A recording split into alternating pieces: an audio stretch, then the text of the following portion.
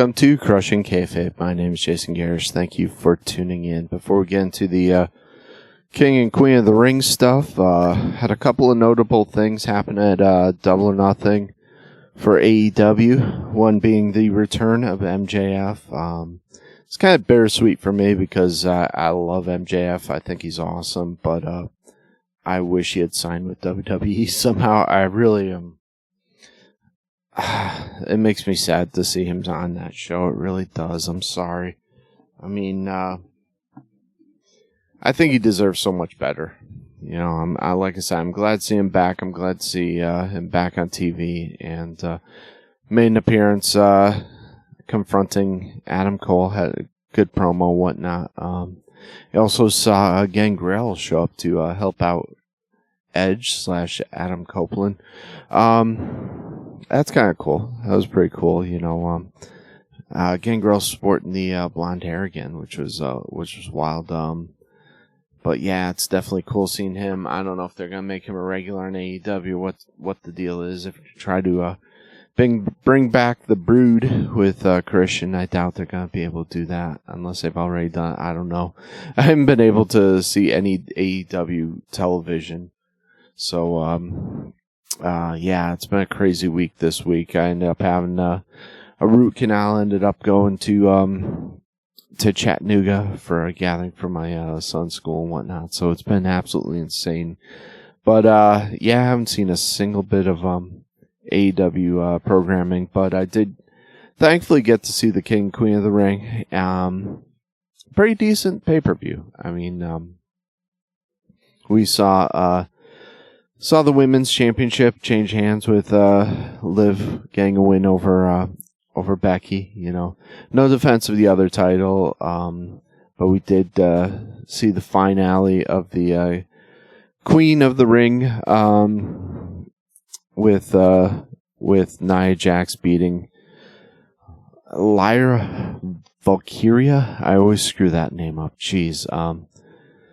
Yeah, this girl's got a little bit to go. I like her. I think she's going to be real good someday, but her timing's just a little bit off, unfortunately. But not a bad match between her and Nia. You know, Nia has improved a little bit. She doesn't look like she's going to kill somebody as much in the ring as she used to. But Nia Jax is new Queen of the Ring. You know, and saw Randy Orton defeat. I'm not get defeated, I should say, by Gunther. Good choice. I think they just wanted some name value with the match in Saudi, because pretty much anybody could have probably filled that role. A lot of people are asking why Gunther had to go through this. Hadn't he already earned, you know, to be in that main event picture? Because he was the Intercontinental Champion for so long. You know, he set a record. Maybe, but this definitely puts him in a better light, I think, and puts kind of a jetpack on him into main event status, you know. So that's cool. We saw the three-way between Sammy and Chad Gable and was it Bronson? I can never remember this dude's name. It drives me nuts. I'm sorry. Bronson Reed. Jeez, that's horrible. Because they're doing nothing with him, and he really just comes off as such a nothing. I'm sorry. I mean, he's a big dude, but you kind of knew he was going to eat the pin, you know. But Sammy coming out to huge ovation. You know, great job they do with him. Excellent job, you know. Really good deal. But you kind of knew it. And it just set the storyline more for Otis to turn on to Chad, because he ended up giving him a lariat on the outside when he was supposed to give Sammy one. Not intentionally.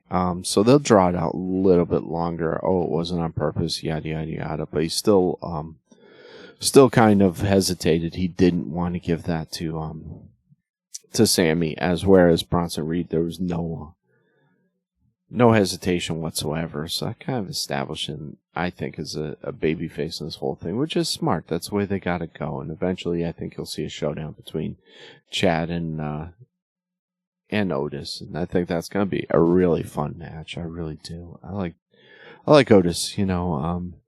One thing I forgot to mention, which is kind of weird, but I guess I was unaware of this because I really don't pay attention to pop music a whole lot. But apparently, Liv Morgan and Becky Lynch's outfits were tributes to different stages of Britney Spears' career. I guess that's kind of cool. I'm kind of glad I wasn't aware of that.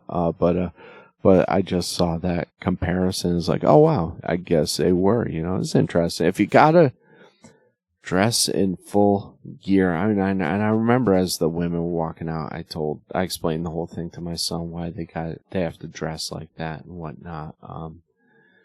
That's kind of where Saudi is right now. It's kind of sad, but it's much better than they were,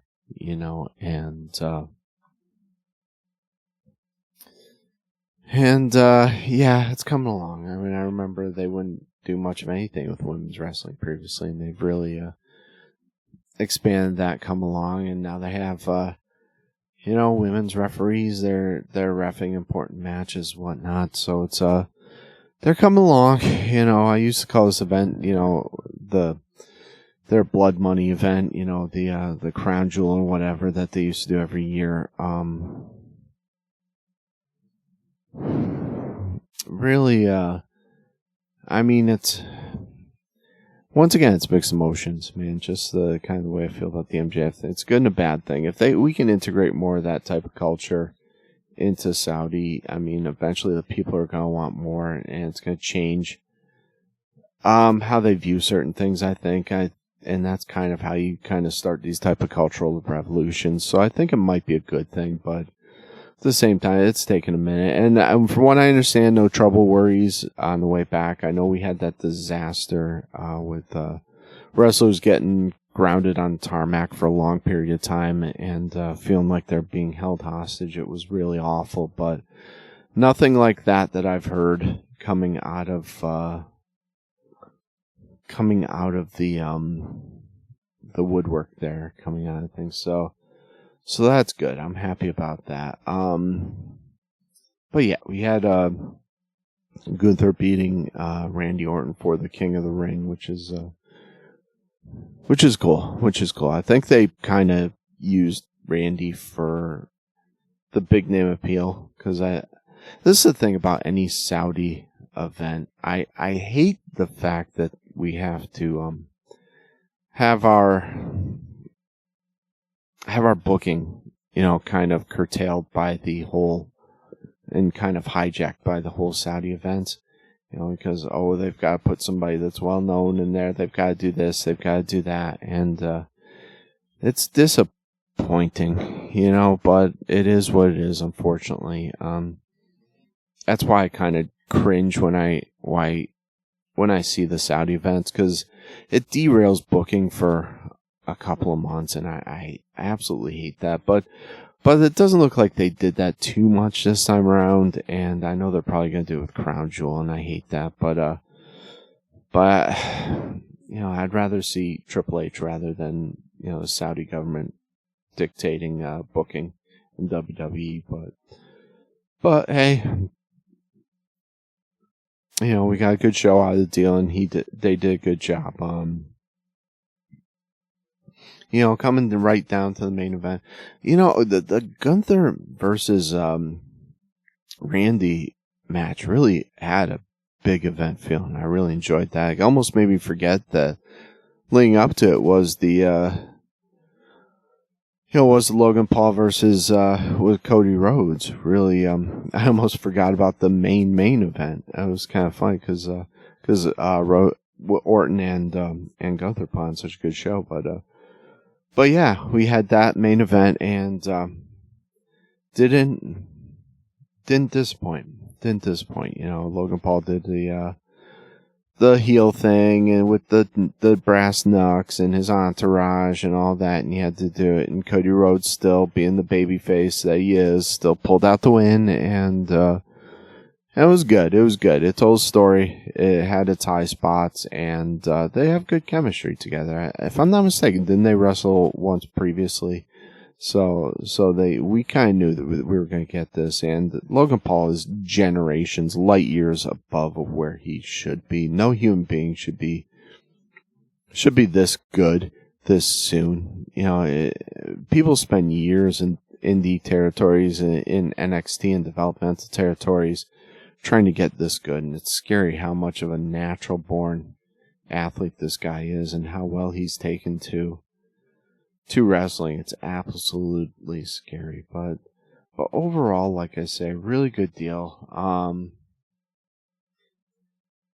I just what can I say? The whole thing with the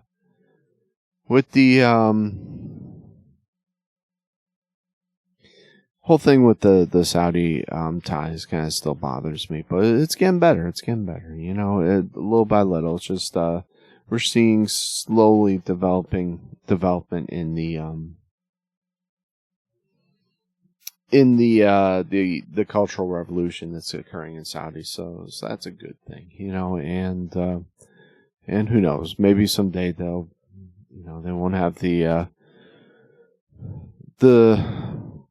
human rights record that they do currently, so I guess that's good, but now that they're doing this twice in a year, it's bothering me, because I hate seeing booking derailed for that long, but they make a lot of money, so I can't I can definitely see why. You're in business to make money, and that's why, but yeah, other than that, what else really is going on? I'm probably missing a whole lot, but I mean, the King and the Queen thing has been really the story. We had AEW Double or Nothing, but AEW has become such a non-factor these days that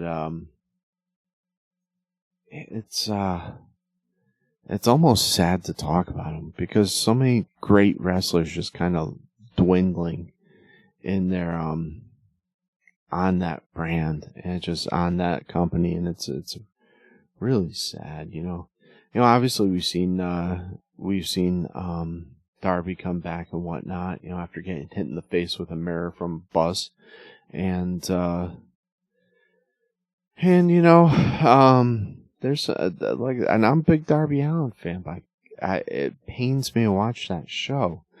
So it's what did we have? I'll take a quick rundown. We had of this, just to take a quick look, and I have not looked at these before, so you're getting a first time reaction from me. We had Deonna Purrazzo beating Thunder Rosa, which makes me sad, because now they're beating down Thunder Rosa. And Purrazzo, I don't know what happened to her. She is not the wrestler she once was. Does not look as good in the ring, and it's sad, Is it just AEW brings out the worst in people kind of thing? We had the Acclaimed Daddy Ass defeating Cage of Agony. That means nothing to me. I'm sorry. Roderick Strong versus Will Ospreay once again means nothing to me. Who cares about Strong going up against Ospreay? Ospreay's another guy. There's a guy who should be in WWE. Bang Bang Gang versus Death Triangle. That probably would have been fun. Who won that Bang Bang Gang? Yeah, I could say it happened, because Death Triangle's been kind of jobbing out to a lot of guys, so. What do we have? We had Toni Storm beating Serena Deeb. That was probably a good match. I didn't see it. I haven't seen any of these except for little pieces here and there. Storm defeating Deeb. Serena Deeb is a really good wrestler, and that's another one that makes me sad. But Orange Cassidy, of course Cassidy beat Trent Beretta. Come on. Of course he did.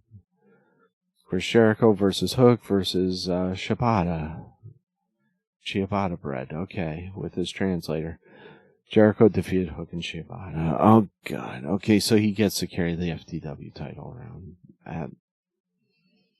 Moxley beating Takeshita. Yeah, my computer going on. Even my computer just went to sleep with these results. Sorry.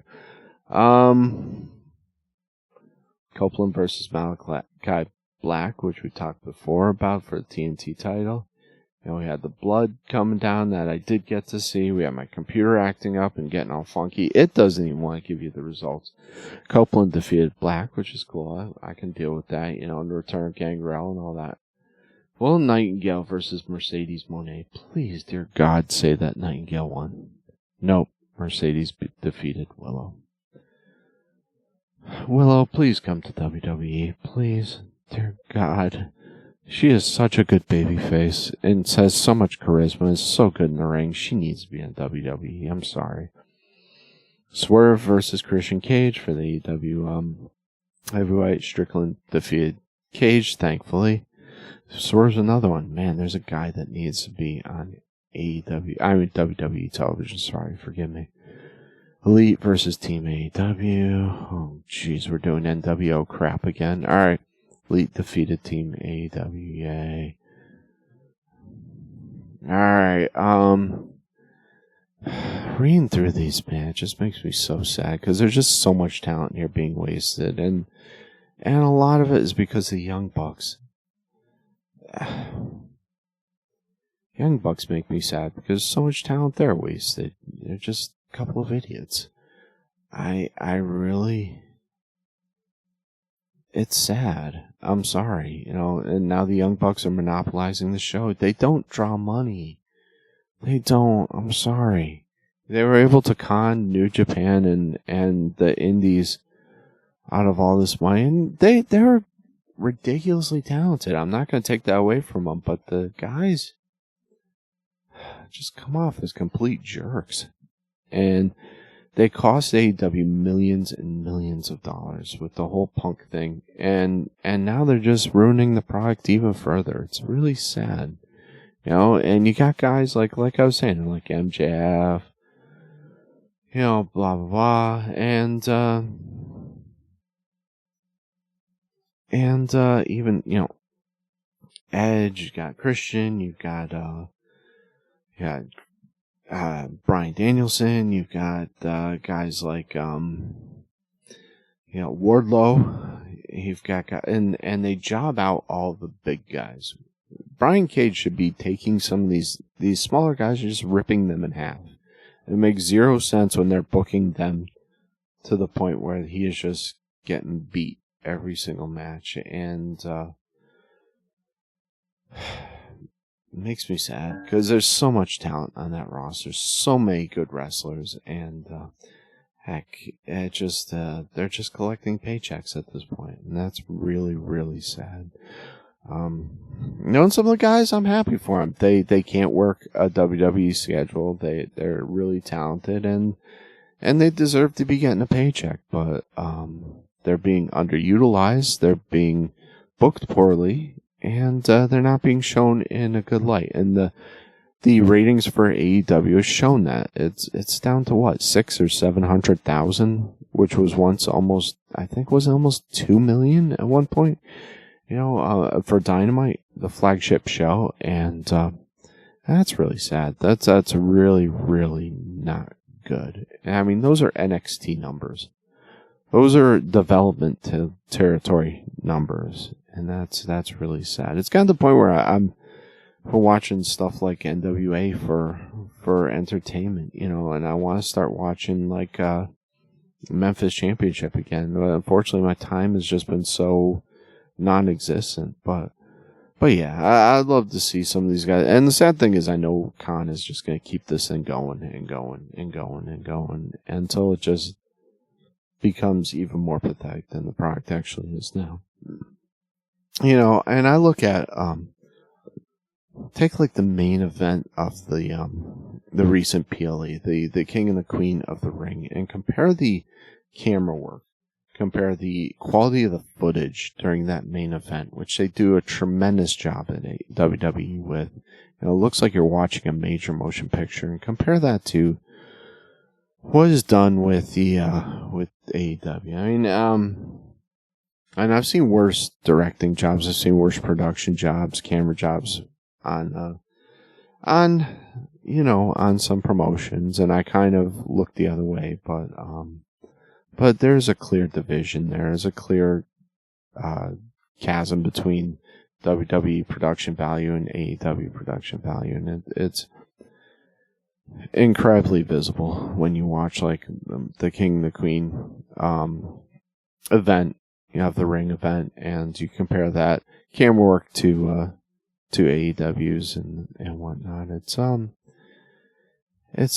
It's sad. I just wish some of these talent could end up going to WWE, but like Triple H said, a lot of them don't want to do the grind, so those guys can stay there and take Tony Khan's money, because that there's no way that company is making money. I'm sorry, I'm sorry about the diatribe. It upsets me that that Khan's ego gets in the way of what could be a very good product, and but hey, it's Memorial Day, and I wanted to send well wishes out to all the people who watch the show, and all the people listening to the show, and have a good Memorial Day. But I'm asking you, please, I had this discussion with my son, please remember those that are being celebrated right now. Those are the men and women who died in combat or died in service, of our armed forces, and they're the reason we're able to get this 3-day weekend. They're the reason why we look back on this day, and we should be celebratory, but at the same time we should have an element of melancholy, kind of somber element too, because those men and women need to be remembered on this day, and need to be paid tribute to. So if you can go out and put some flowers on a grave of a veteran that died, or someone who died in service, I'd strongly encourage it. Don't forget the reason why. It's not just a day off from work. Don't forget the reason why you have it. I have it off because I always have Mondays and Tuesdays off. That's my weekend, but otherwise I'd probably be working today. But remember the reason for the quote unquote holiday. It's not to celebrate the living veterans. It's to celebrate the ones who have passed and gave everything they had for service to our country. And it even has a little bit of special meaning to me too, because my father, who had served in World War II, passed away on Memorial Day. So it adds that extra little bit of meaning, so go out there and celebrate your freedom, and be thankful for those who made it possible, please. And thank you for all your support, and please check us out on crushingkayfabe.com, crushing with a K. Check us out on Patreon. Do a search for Crushing Kayfabe, crushing with a K. And for just $1 a month, you can help keep these lights on. If you enjoy the show, please, all I'm asking is $1 a month, and you'll help me out immensely. Help keep the show going, and help us out. Other than that, you can check us out on pretty much all of the podcast platforms except for Apple, which still bugs the crap out of me because I don't understand what the issue is with that. But yeah, please continue to support the show. Check us out on Patreon, YouTube. I wish my wife wasn't sending me messages right now. Check us out on all those different platforms, and check us out at Then and Now too. Then and Now Flea Market in Trenton, Tennessee. If you're in the Western Tennessee area, come down to the store and check us out. And my wife has some handmade goods there, and I have some items there too, so check us out there and tell them that Crushing Kayfabe sent you. Let them know that their support isn't going unnoticed, and thank them. The owner, Cheyenne, just had a little baby girl, so we're saying out props to her, and congratulations. But thank you guys for everything. Continue to tune in wherever you tune in, and thank you for your support. Continued prayers going out for the Ukraine, for Israel, and have a safe and blessed Memorial Day. Thank you so much for tuning in.